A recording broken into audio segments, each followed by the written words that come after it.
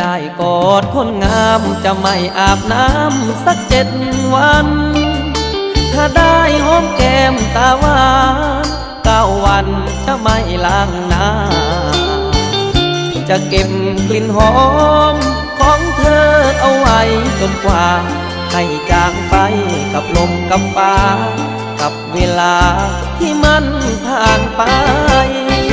แกล้งเดินสวนกันเมื่อตอนเธอนั้นเดินผ่านมาหวังได้อยู่ในหางตาแม้ว่าเธอไม่ยิ้มให้แอบสูดกลิ่นหอมตอนเธอเดินมาใกล้ๆได้แค่นี้ก็เป็นสุขใจรักเธอแต่ไม่กล้าบอกได้กลิ่นหอม